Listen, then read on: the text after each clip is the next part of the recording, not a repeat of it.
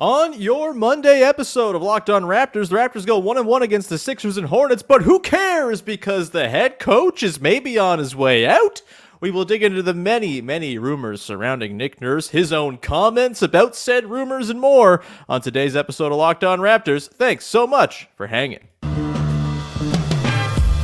You are Locked On Raptors, your daily Toronto Raptors podcast, part of the Locked On Podcast Network. Your team every day. Hey, what's going on? Welcome to episode number 1372, I think, of Locked On Raptors for Monday, April the 3rd. Happy April, everybody.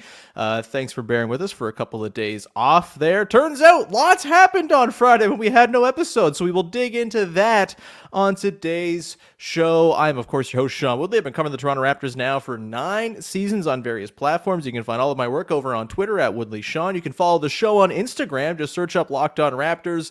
Get clips, bonus content, mailbag prompts, all that good stuff over there on IG. You can also go to YouTube and subscribe to the podcast for free, same as you can do at all the various podcast apps to go and support the show. It's so appreciated when you do that, so thank you for doing so. Today's show is brought to you by Prize Picks. First-time users can receive a 100% is a deposit match up to $100 with the promo code Locked On. That's prizepicks.com. Promo code Locked On. All right, on today's show, as mentioned, we're going to talk about Nick Nurse and the lots of stuff flying around him, rumors, reports, his own comments that have added fuel to the fire, all of that regarding the Toronto Raptors coach now of 5 years, perhaps in the dwindling days is the beginning of the end for Nick Nurse. We'll talk about that. We've also got takeaways from the weekend against the Sixers and the Hornets, 1-1. They're still 39-39, still tied with the Atlanta Hawks, who keep on winning and losing, and we shall see how it all plays out. We'll take a look at the play-in mess and all of that, good, bad, coming up later on. But let's begin with the big story from the weekend, and that is Nick Nurse. Of course, Friday, the piece comes out from Doug Smith over at the Toronto Star, digging into the potential that Nick Nurse might be on his way out after this season, that maybe things aren't on the greatest of ground between Nick Nurse and the franchise, and all sorts of stuff. Then, of course, he's asked about it, or not even really directly asked about it. He was asked a question and then kind of turned it into, Nick Nurse did, his sort of addressing of the situation on Friday before the game against the Sixers, dug into why, after 10 years with the franchise, he might want to take a couple of weeks after the season just to sort of reflect and look back. And I got no problem with that as a thing in general. Like, you should be happy. You should consider your big life decisions, all of that stuff. I don't think that's a bad thing for a coach to want to do after, again, 10 years with the same franchise and a tough couple of years. The Tampa season was really rough on everybody. This past season, the current season that's going on, has been one that's been wrought with all sorts of ups and downs. Nick Nurse talked about said ups and downs in his presser as well. Then he was asked again about it before the game on Sunday against the Hornets, and he shut it the hell down and said, we're not talking about this anymore. That's why I talked about it on Friday. So now here we are. The sort of big takeaway from this one for me is that this really does feel like it might be the beginning of the end for Nick Nurse. I feel like, as much as there's still some reflection to be done, there's been no committal on either end from the Raptors or from Nick Nurse as to what his future is going to be. He still is under contract with the Raptors next season, but this feels like the type of thing, the reporting, we don't know exactly where all the stuff came from in Doug Smith's piece. He's obviously well-sourced. He's plugged into the team. He's getting it from somewhere. And I feel like this stuff doesn't come out. The rumors about Nick Nurse's potential future, Nick Nurse's own comments about his future, his honesty, his candor when he was asked about it, this stuff doesn't come out if there's just like nothing going on. There's clearly some smoke where some fire where there is the smoke. And it does feel like this is the sort of behavior of a dude who's maybe on his way out. And I guess the big thing for me is, why now? Why is the timing of this like the last week of the season? You're going into the play-in. You're trying to salvage something from this season. He's talked about the value of getting playoff experience for guys like Scottie Barnes and everyone else in the roster. And he says he's focused on the season. He says he's focused on this, making it as long as possible, getting as deep as they can. But the actions of having this all out there and then entertaining it and addressing it, he could have shut it down on Friday. He could have said, I'm not talking about that. That's nothing to do with me. That's rumors. That's reporting. That's not, I'm not worried about that right now. but he didn't. And so it leaves us sitting there like, what the hell's going on here? You have a coach who is maybe sort of in the early days of, massaging a move out of town. You've got the team pushing for something here, and it just feels like some strange messaging, and the strangeness of the timing does make it feel like this might be the last couple weeks that we see Nick Nurse as the head coach of the Toronto Raptors. And, I've talked all season about Nick Nurse. I'm of mixed feelings on Nick Nurse right now. I think, objectively, very good basketball coach. He is really good at adjustments and figuring out how to milk the most he can out of what he's got on a roster. He's going to get scooped up immediately. There's the rumors of the Houston Rockets' interest in the Doug Smith piece. Sure, why not? Go and make that team good and teach him how to play defense and all that stuff. He'll probably lose his mind trying to coach that team on how to play defense, but, he's got ties to the Rio Grande Vipers and the Rockets organization, and after 10 years with a pretty successful, sustainable franchise, maybe there's a challenge kind of baked in there that he wants to put it under himself through or whatever. Hey, that's fine. If he wants to go to Houston, that's cool. But with all of this, it comes down to the question of, is this a good thing for the Raptors if Nick Nurse is no longer the coach? And ultimately, I think I've come around to it being fine if Nick Nurse and the Raptors kind of part ways mutually or otherwise this offseason. And it's mostly just because change for the sake of change can maybe be a thing that's good sometimes. And I know that's tough, right? Like, you have a really good coach. It's not always greener on the other side, all of that. There's no guarantee you're going to get someone who's as good as Nick Nurse. All coaches are inherently flawed or have their own sort of built-in biases philosophically or whatever you want. Like, you're never going to hire a perfect basketball coach. And there's a chance you hire a much worse basketball coach than Nick Nurse coming in. We'll get into one of those potential options in a second. But to me, it just kind of feels like all season long, there's been noise. There's been agitation about who's happy, who's not happy. There's been agitation about role definition and whose team is it, all of this stuff. Maybe the way to kind of keep things running smoothly going forward is to just change the voice at the top, change the messaging, change the philosophy, change the way the team plays. And I think the way the team has played of late almost makes it even more, maybe not ideal, but certainly more acceptable, more palatable to think that maybe just changing the coach out is what this team needs. The starting five has been awesome. We're going to talk more about the starting five and some, really positive signs there that we've seen. They continue to be very, very, very good. One of the best lineups in the league since the trade deadline. They've been awesome. That's awesome. That's great. Like, it's been really, really refreshing to see them play real normal basketball. And sure, Nick Nurse has had a hand in making that lineup play the way it has. But I also wonder if maybe anyone could coach that lineup to be pretty good, and like maybe there's even more to milk out of it with some sort of differential, offensive eyes. You get a new set of eyes on it offensively, and maybe you can sort of milk even more out of what that group's been doing. It just feels like it's time. It might just be time. This was what happened with Dwayne Casey too, right? Like, there was no reason to necessarily move on from Dwayne Casey performance-wise. He was really good, but that team had kind of reached this breaking point, and it felt like the move. And this is always the thing, right? The coach is always going to be first to go. And considering how well the players have played of late and how well it seems to, in theory, make sense, especially if Scottie Barnes is going to do some of the stuff he's done of late going forward, then maybe the coach is the guy you swap out to just sort of change the energy, change the vibe in the room, and maybe get everybody back on the same page. We talked with Katie on Friday or Thursday about how chemistry and cohesiveness and having everyone kind of on the same wavelength might be one of the differentiating factors between being a mid team and being a good team in today's NBA, where everybody's talented, everybody's good. How do you find those margins? And maybe just a fresh set of eyes, a fresh voice in the locker room is what you need to kind of get everyone pulling in the same direction, because they've certainly not been pulling in the same direction for the lion's share of this Raptors season. Been a little better of late, I would say, for sure, but that's been a big issue over the course of the season.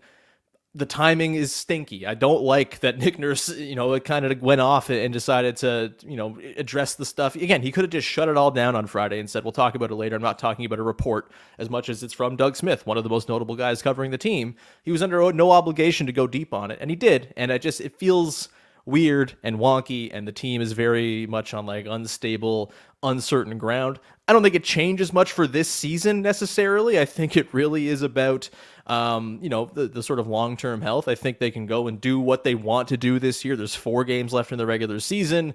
Play in, maybe win a game or 2 in the first round of the playoffs against Boston or Milwaukee if you can get there.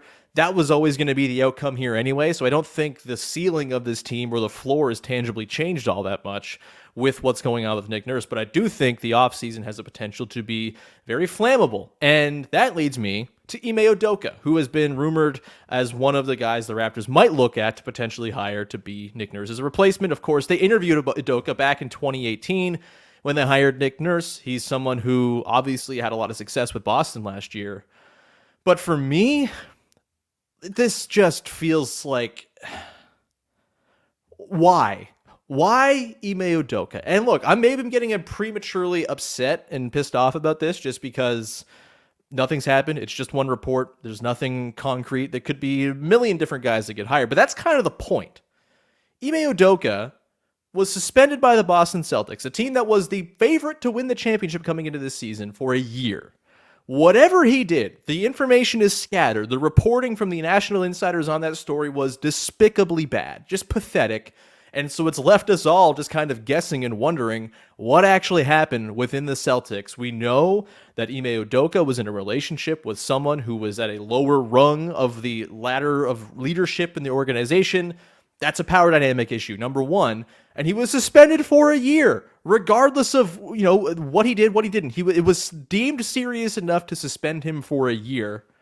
And even if you think the Raptors can go and do their due diligence, which Doug Smith noted in the piece, you should trust them to do their due diligence. I don't actually agree with that, because they did their due diligence. They said they did when they brought in Rodions Kurucs or when they had Terrence Davis on the team.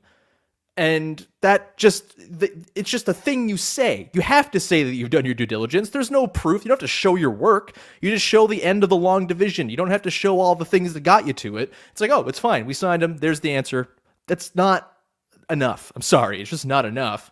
And to me, there are like dozens, hundreds of potential coaches you could hire to replace Nick Nurse. A couple on your own bench. Earl Watson, to me, stands out as like, why not hire that guy? A totally different vibe. A guy the players respect. A guy who got a lot of love in Phoenix and was let go by a Robert Sarver regime down there. And a lot of the players were pissed off when that happened. He deserves another shot. He could be a good coach for you. There are tons of other guys out there and women out there, obviously, that you could go and hire for this job to bring in Ime Udoka to what is already a flammable situation. Why you would then bring in a guy who's just covered in kerosene of his own doing? He's poured it on top of it all over himself on his own accord. That, to me, just feels like an unforced error that the Raptors really, really, really got to try to not make. I don't really care how good a coach Ime Udoka is. He did a very good job with the Celtics. That was also a super talented team. And to me, I would rather just someone who you don't have to worry about all of the other stuff that comes with it, not to mention the moral stuff that comes with it. And the Raptors, if they were to hire him, the message that signals to the women within the organization, to people who follow the team, who care about watching a team that actually kind of does the right things and walks the walk after talking the talk, which the Raptors do all the time. I just don't see it with Ime Udoka. There are a lot of different sort of factors here, but to me, just the fact that he was suspended for a year by the Celtics makes it so there is no need to go down that road. There are, again, hundreds of other people you could go and interview for this job, some of whom are on your own bench.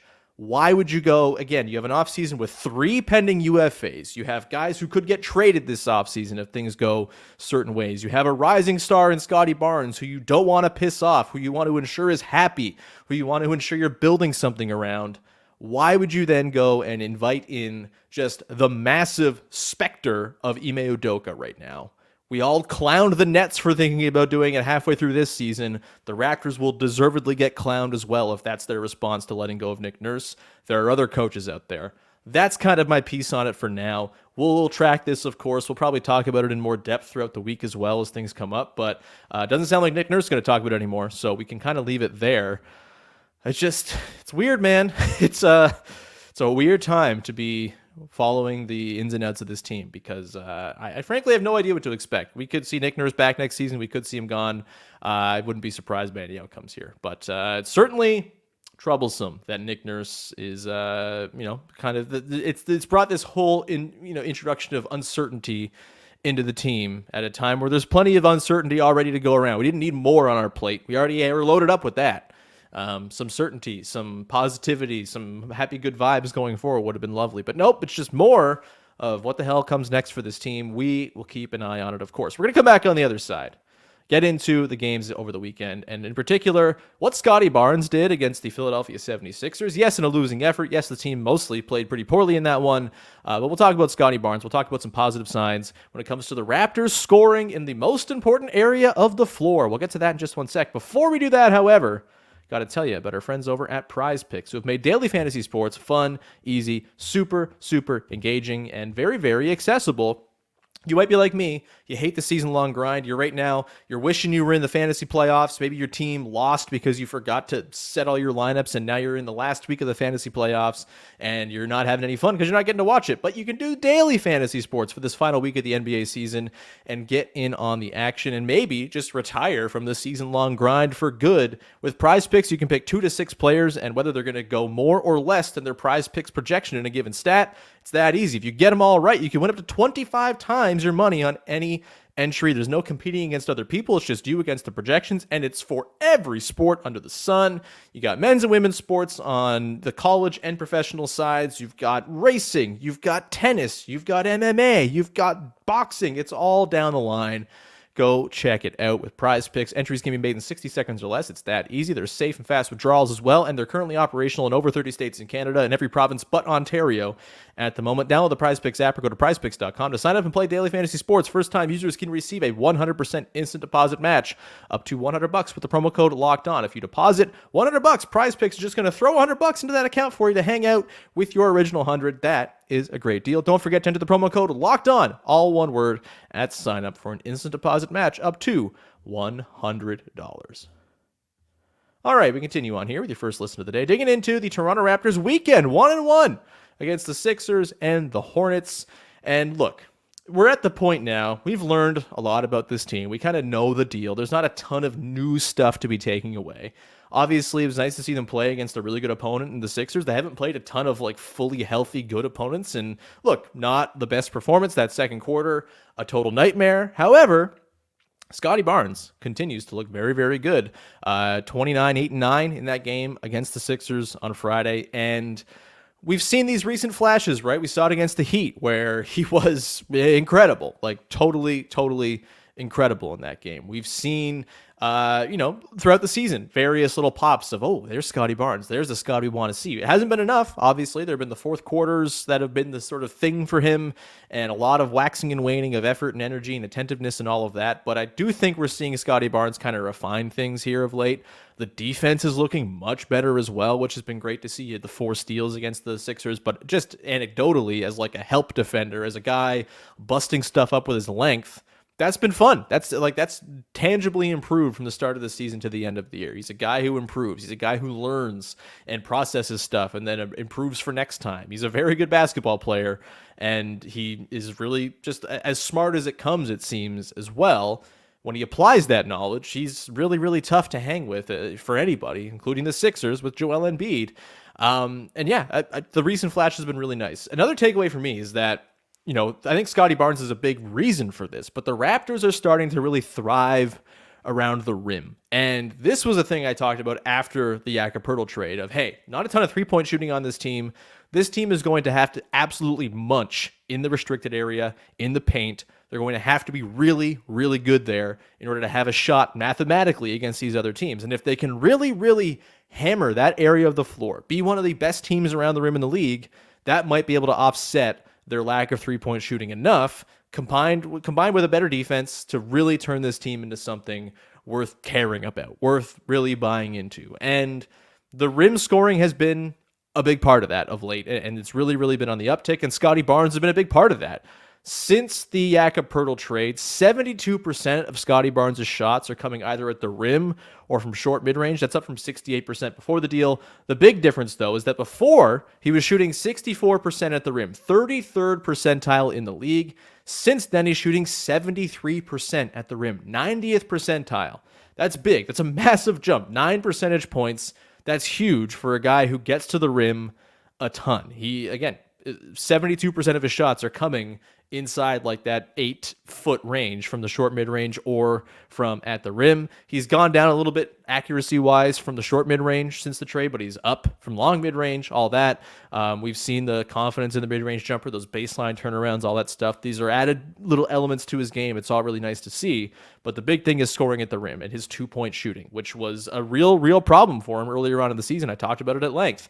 You combine that with Jakob being really good scoring at the rim. You combine that with Pascal Siakam having a career best rim shooting season at 72%, just below that 73% that Scottie's at in the 90th percentile. Since the Jakob trade, Pascal's been doing it all season long, around 72% start to finish from the rim. That's great. And you're starting to see that the numbers are creeping up as far as where the Raptors are from around the rim as it relates to the whole league. Since the Jakob trade, the Raptors are 8th in the league in rim field goal percentage. That's up from 20th in the games before the trade. It's nearly a 3 percentage point uptick. They were 19 of 30 at the rim against the Sixers. They went 8 of 15 on non-restricted area paint shots as well.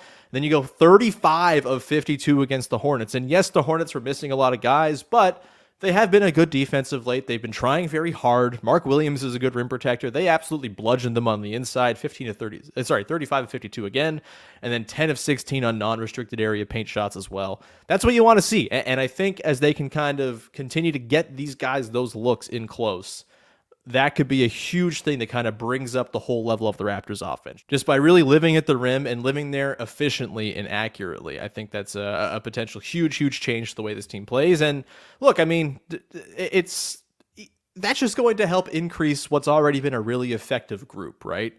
The starters, I think it's pretty clear. This lineup makes a ton of sense. This is a good lineup. This is a good group of players to kind of build your team around going forward. You can really use this as a foundation for something.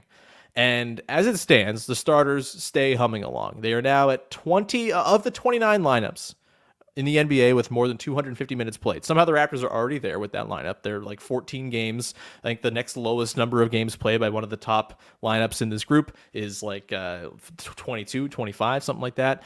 They've gotten there very quickly. But again, in 29 of the 29 lineups with 250 minutes played in the NBA per NBA.com, the only ones better than the Raptors are the Warriors starters, who are horrifying at a plus 21.9, the Nuggets starters at a plus 14.3, and the Wolves starters from the Cat absence. So no Karl-Anthony Towns. I think you throw Kyle Anderson in there. That lineup was a plus 12.9. The Raptors are a plus 12.7. That's a good starting five.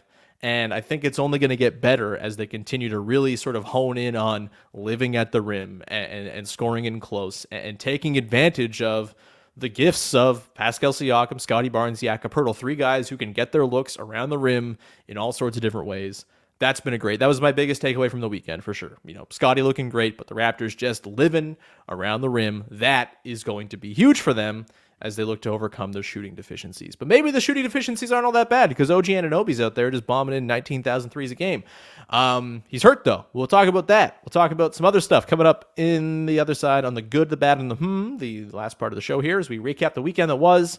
Before we do that, however, I got to tell you about our friends over at Built Bar, who are making the best tasting protein bars in the world. And the Built March Madness bracket is winding down to the Final Four, just as the championship game is tonight in the March Madness tournament over on the men's side. The women, of course, wrapping up yesterday. But the Built March Madness, that's the real thing you got to be worried about. Go right now and go vote for your favorite flavors, which are in the Final Four. And when you vote for your favorite bar or puff, you'll be entered into a drawing where 50 lucky Locked On listeners will get a free box of Built Bars. Not only that, but one Locked On fan will win a 12-month subscription to Built to have Built's best bars and puffs delivered monthly straight to your door.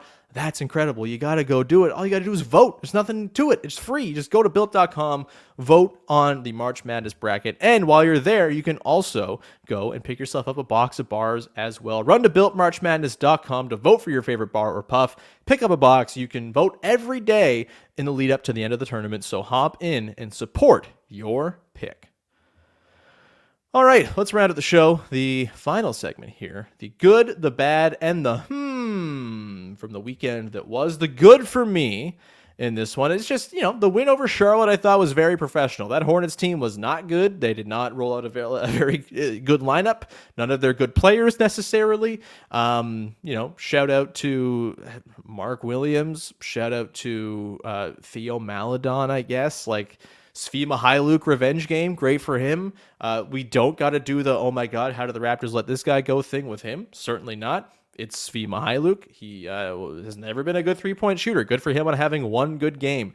I guess we should have expected that revenge game. But nonetheless, I thought this was a comfortable win. The third quarter, the defense got a little hairy, slipped a little bit, kind of took the foot off the gas. But guess what?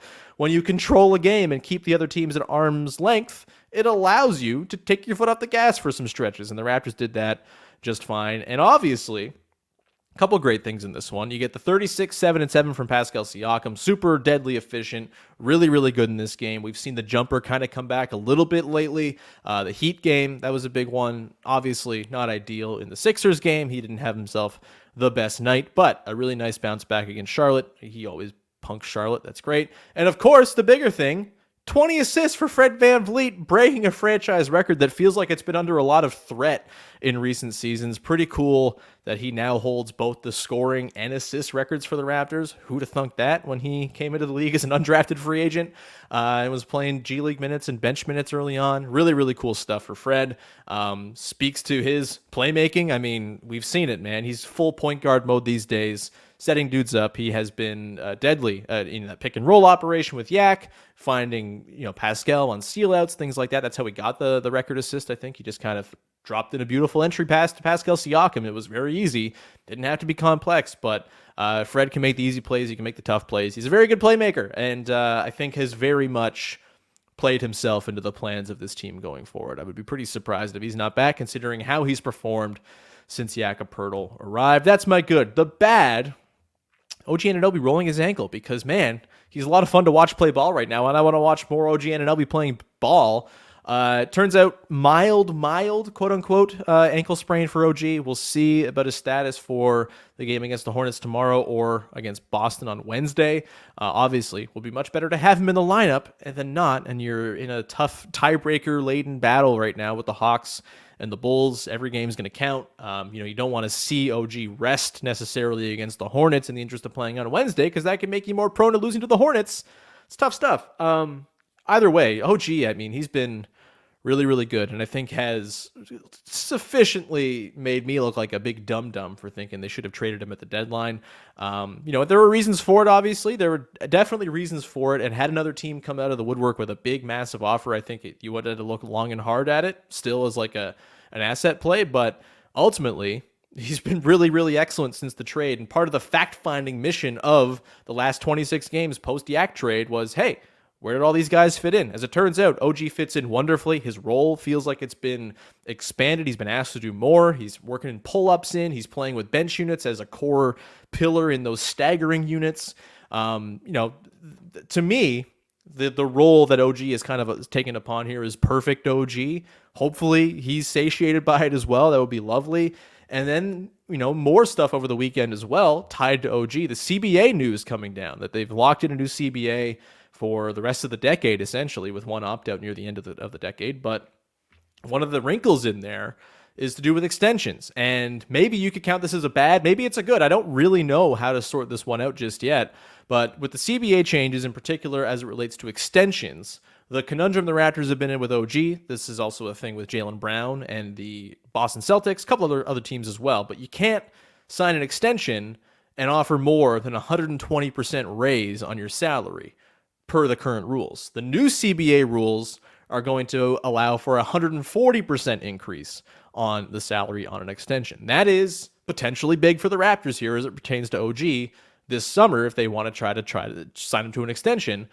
Problem is, it might not quite be enough. Eric Kareen pointed this out, sort of did the math on it. So per Eric, over the weekend, he posted, you're looking at about $26.1 million as the starting salary on OG for an extension offer, up from the $22.4 million it would have been under the previous CBA rules. That might not get it done, but maybe it does. $26.1 million is a starting salary, so that's the lowest salary he'd have over the course of the 4 or 5 years of his deal. There'll be annual increases baked in as per usual with these deals. It's tough.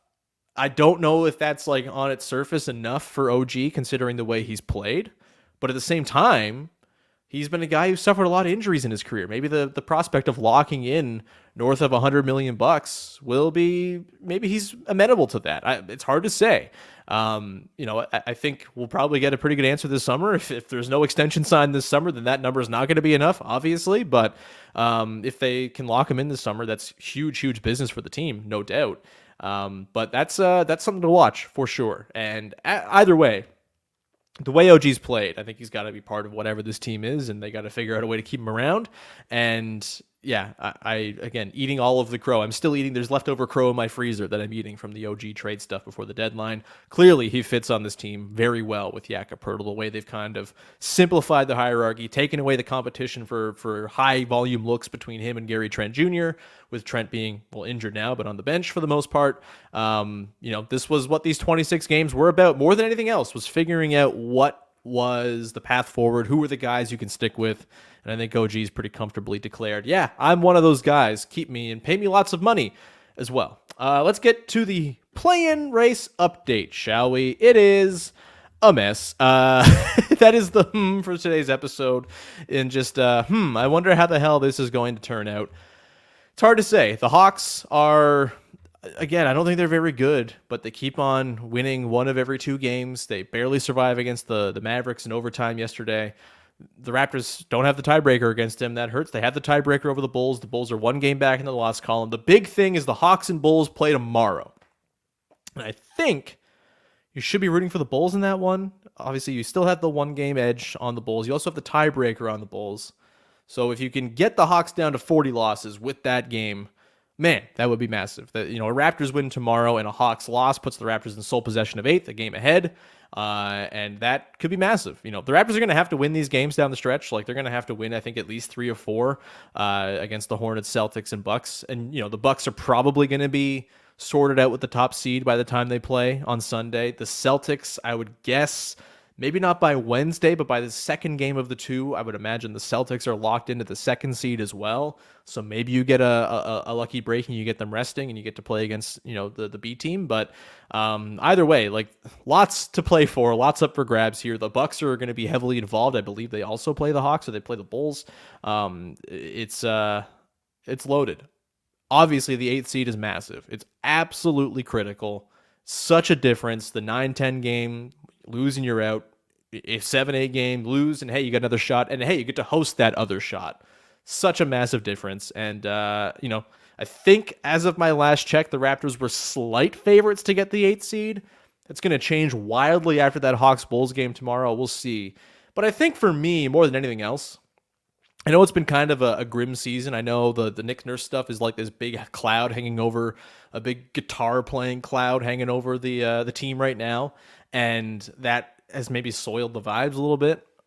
Ultimately, I'm choosing to enjoy whatever we got left in this season. 4 regular season games, playing whatever the playoffs might bring. I'm choosing to have fun with it because, look, this team, as much as it's been a disappointing season, I don't think is nearly the gigantic bummer failure that it's been painted to be. Look at the other teams in the league. They're in the same boat as a whole lot of other squads in a league where there's balance, there's parity, and there's a lot to lean on here. The Raptors right now, don't look now, but they're flirting with top 10 in both offense and defense somehow. I don't really get it, but as it stands right now, your Toronto Raptors are the 11th best offense in the league, 0.1 points behind the 10th place Brooklyn Nets. There's a chance they catch them there. On defense, they are the number 12 defense in the league, half a point out of 9th. Like, this could finish as a top 10 in offense and defense team despite all the stuff that's gone on. And I think that's pretty reasonable as far as like stuff to build on, stuff to feel good about going into next season.